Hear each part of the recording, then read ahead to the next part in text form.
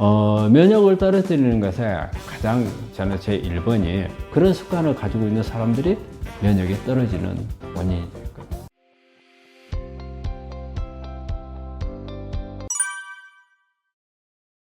저는 제일 1번으로 그냥 우리가 쉽게 체크할 수 있는 게 체온 저하예요. 면역이 이게 떨어져 있으면은 대개 보면 체온이 떨어져 있는 사람들은 면역이 떨어져 있다고 봐야 돼요. 우리가 일반적으로 체온을 잘 안 재잖아요. 그런데 저체온인 사람들이 있어요. 36도 5부 밑으로 가는 사람. 우리가 아침에 일어났을 때 36도 5부고 오후 4시 되면 36도 8부 이렇게 체온을 유지를 해야 되거든요. 그런데 아침에 36도 5부가 안 되고 어떤 사람들은 35도밖에 안 되는 사람들도 막 있고 그래요. 그리고 오후에 보면 체온이 올라가야 되는데 올라가지 못하고 이런 사람들은 일단은 면역이 떨어져 있다고 봐야 돼요. 그리고 체중 감소나 그다음에 체력적으로 떨어진 사람들, 그리고 만성 피로가 있는 사람들, 계속 항상 피곤한 사람들 있잖아요. 이런 사람들이 면역이 떨어진 사람 특징적인 이런 부분들이고, 그리고 이렇게 장 기능이 안 좋은 사람들, 그다음에 운동 안 하는 사람들, 운동 안 하는 사람들 대개 보면은 장 기능이 많이 약해요. 그리고 또 하나, 면역 안 좋은 사람들 보면은요, 우리가 말하는 인스턴트 식품이나 패스트푸드 이런 불량식품 좋아하는 사람들이 의외로 면역이 다 떨어져 있어요. 어떤 심리적으로 이게 볼 때. 이게 스트레스가 많은 사람이나 소심한 성격을 가진 사람이 저는 면역이 떨어지다고 봐요. 이 소심한 사람은요, 항상 스트레스 속에 살아요. 이 스트레스로 인해서 면역이 대부분 다 떨어지거든요. 그래서 이런 사람들이 되게 공통적으로 면역이 떨어진 사람이 가지고 있는 특징이라고 봐요. 면역을 떨어뜨리는 것에 가장 저는 제 1번이 알코올이에요. 술은 그거 자체가 발암 물질도 되겠지만은 또 술을 많이 마시는 사람들이 대개 보면 안주 잘 안 먹잖아요. 진짜 술꾼들은 안주를 잘 안 먹어요. 우리가 보통 이제 깡술이라 하죠. 이런 사람들은 면역이 많이 떨어져요. 그리고 또 하나는 설탕 좋아하는 사람들.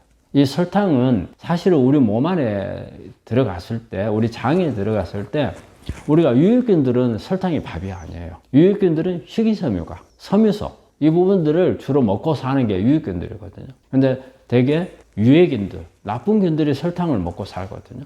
설탕을 밥으로 써요. 그러면 나쁜 균들이 많이 성장을 한단 말이에요. 그러면 결과적으로는 면역이 떨어지거든요. 그래서 이제 이런 설탕을 좋아하는 사람들, 그리고 또 보면 짜게 먹는 사람들, 소금은, 나트륨은 사실은 염증성 미네랄이라는 말을 써요. 우리가 특히 위암 같은 경우에도 보면 짜게 먹는 사람들 위암 잘 걸리거든요. 위벽에 염증을 일으켜가지고 그렇거든요. 그래서 짜게 먹는 사람들, 그리고 뭐 습관적인 이런 부분들을 본다면은 되게 이제 잠을 많이 못 자는 사람들, 잠을 많이 못 자는 사람들이 그런 부분이 되겠고, 그리고 너무 이렇게 뭘 정리하기 좋아하는 사람들, 저는 그런 부분에 들어간다고 생각을 해요. 그래서 이 정리가 안 돼 있으면 스트레스를 막 받고, 이런 부분들, 노이로제 같은 게 이런 게 있는 사람들, 이런 사람들이, 그런 습관을 가지고 있는 사람들이 면역이 떨어지는 원인이 될 거예요. 며칠 전에 온 환자가 참에 한 30분 동안 저하고 이야기를 했는데, 제가 좀 답답한 기분이 들었던 환자가 있거든요. 앞으로 저렇게 가면 안 되는데 이런 케이스가 있어서 그런데, 이 환자는 호르몬 양성 유방암이었어요. 애우는 상당히 여러 가지 유전자들이 참 좋았어요. 성장 속도도 그렇게 빠르진 않고, 다양한 유전자로 볼 때는 정말 애우가 좋아야 되는데, 이분은 수술을 했어요. 그런데 호르몬 양성암이기 때문에 항호르몬제라든지 이런 부분들을 써야 될 건데, 이런 부분들에 대해서 전부 하지 않겠다. 하지 않을 수는 있어요. 우리가 이제 유방암에 본인이 가지고 있는 암이 아주 애우가 좋은 암이라고 생각을 한단 말이에요. 그렇기 때문에 아무것도 안 하고 그냥 식이요법하고, 그 다음에 누군가가 비법을 하나 가르쳐 줬대요. 그래서 이 비법대로 하란다는 거예요. 그래서 제 생각은 이 환자는 잘만 가면은 정말 거의 완치를 할 수 있다고 생각되는 그런 환자거든요. 그런데 그 길이 있는데 그 길을 놔두고 누군가 비법을 가지고서 이걸 하겠다, 표준 치료를 전혀 안 하겠다, 그렇다고 해서 또 어떤 면역이라든지 이런 부분에 대해서도 그 비법이 안에 다 들어있다, 이런 말씀을 하셔서 왜 어려운 길을 가려고 하느냐. 우리가 통계 자료에 맞춰서 암이라고 하는 것은 어떻게 보면 앞으로 애우가 어떻게 될지 모르는 거기 때문에 통계 자료에 어떤 방법이 가장 좋았다. 이걸 따라가는 것이 가장 중요한 거다. 근데 비법이라고 하는 것은 이 비법을 가지고 누군가 도움을 받을 수 있는 환자는 있을 수 있다. 하지만 그런 경우는 그 사람한테만 해당이 되는 거다. 그 사람이 그랬기 때문에 나도 똑같이 될 수 있다 생각하시면 안 되고, 그 사람이 그렇게 됐던 통계에 대한 부분은 케이스밖에 없다. 통계 자료가 없다. 그래서 이 부분은 뭔가가 좀 잘못된 것 같다. 그런 이야기를 했는데 끝까지 저한테 가면서 원장님, 저는 제 뜻이 있습니다. 제 뜻대로 가랍니다. 그래서 그건 어쩔 수 없죠. 하지만은 내 말을 한번 잘 생각을 해보십시오 하고 그래 보냈던 환자가 있거든요. 근데 아마 이런 생각을 하는 우리 환자분들 상당히 많이 있을 겁니다. 그런데 한 번은 생각해 보셔야 돼요. 뭐냐면 애우가 좋을 수 있는 암인 경우에 그대로 표준치료를 따라하고 거기에 따르는 면역이라는 통합학적인 방법들을 같이 하면 애우가 아주 좋아요. 근데 어떤 통계적으로 어떤 효과가 있는지 없는지에 대한 데이터가 나오지도 않은 걸 붙잡고 했다가 나중에 아주 애우가 좋은 암이 안 좋은 암이 됐을 경우를 한 번은 생각해 보시라. 암이라고 하는 것은 가능성을 보고 하는 겁니다. 이러이런 방법으로 해서 과학적인 근거하에서 좋아지는, 그리고 통계적으로 몇 프로의 효과가 난다는 게 자료들이 나와 있거든요. 이걸 무시해서 안 되죠. 근데 그런 길을 벗어나려고 할 때는 한 번 정도는 제가 말씀드린 부분을 한번 생각해 볼 필요가 있다고 생각합니다.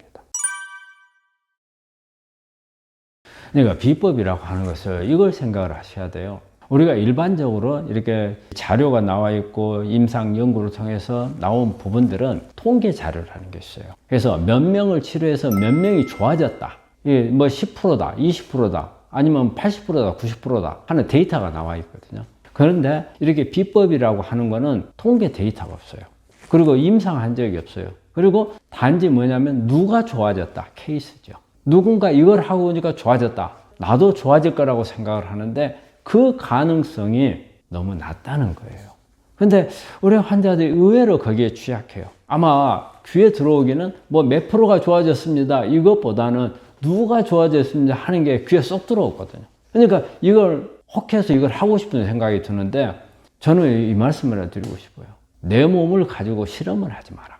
이거는 내 몸을 가지고 실험을 하는데 누가 좋아졌다네요. 나도 그럴 것 같아요. 실제 그렇게 될 확률이 극히 적어요. 그래서 저는 항상 로또하고 비교를 해요. 로또 우리가 하는 것은 혹시 내가 누가 1등 당첨해서 샀어. 어느 곳에 뭐 1등 당첨자가 몇 명이 나와서 막 써붙였잖아. 이거 보고 가면 나도 당첨될 것 같은 생각인데 확률로 볼 때는 어때요? 엄청 낮잖아요. 이게 바로 어떤 뭐 비법이라든지 어떤 특수한 무슨 방법을 통해서 누가 좋아졌다. 어떤 음식을 먹고 좋아졌다. 이런 부분이라고 생각을 하거든요. 그거는 뭐 좋아질 가능성이 뭐 제로는 아니에요. 가능성이 있겠죠. 하지만 본인한테 맞을 확률이 높지 않다는 거죠. 그래서 이게 잘못되어 버리면은 내가 돌이킬 수 없는 상황에 간단 말이에요. 이게 잘못돼 가지고 나중에 다시 원점에서 다시 시작할 수 있는 그런 병이라면 괜찮죠. 그렇지만 암이라고 하는 병은 그렇지 않거든요. 그 점을 좀 명심했으면 합니다.